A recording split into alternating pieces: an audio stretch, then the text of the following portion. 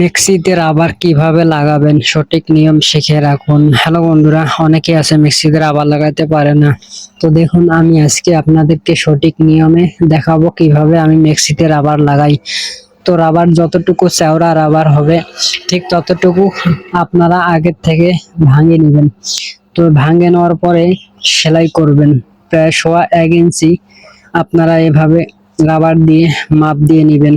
দেখুন আমি কিভাবে রাবারটা দিয়ে মাপ দিয়ে নিলাম। নেওয়ার পরে আপনারা সেলাই করবেন।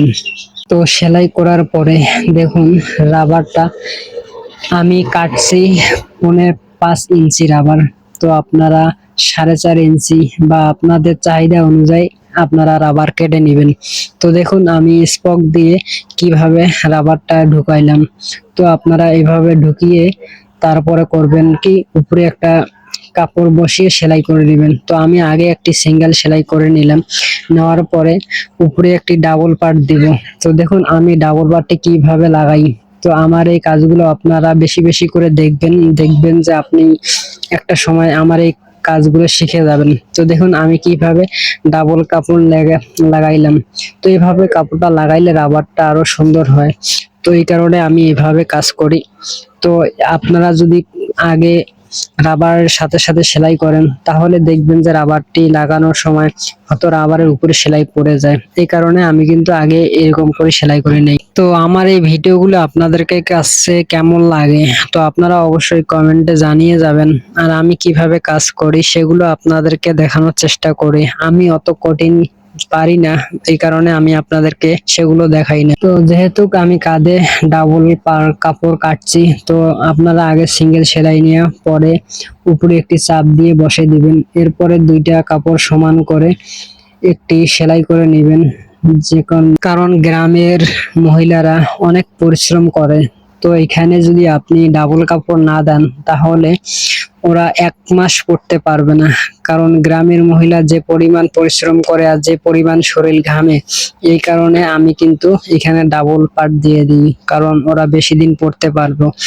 এরপরে আমি রাবারটা টেনে টেনে এবং সরানোর চেষ্টা করলাম।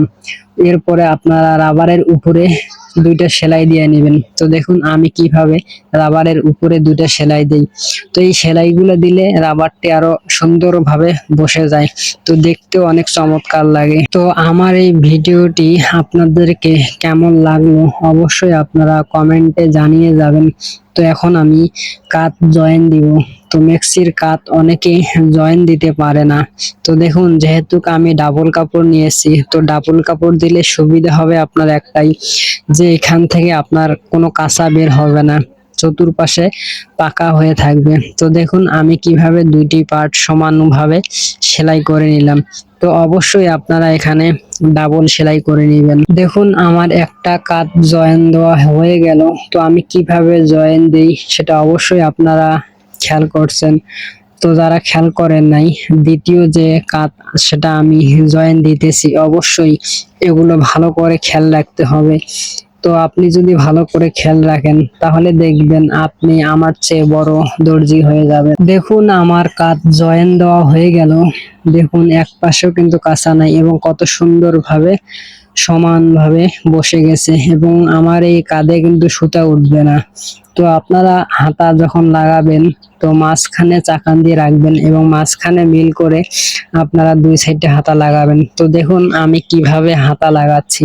তো প্রথমে আমি মাঝখানে চাকান অনুযায়ী প্রথম অংশ লাগাইলাম, এরপরে দ্বিতীয় অংশ আমি লাগাই নিতেছি।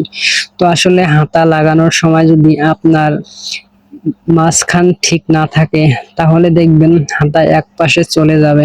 এই কারণে আপনি হাতাটা সুন্দরভাবে সেলাই করবেন। তো দেখুন আমি ডাবল সেলাই করে নিলাম, তো আপনারাও ডাবল সেলাই করে নেবেন। দেখুন আমার হাতা লাগা হয়ে গেল। তো আমি কিভাবে হাতা লাগাইলাম আপনারা নিশ্চয়ই খেয়াল করছেন।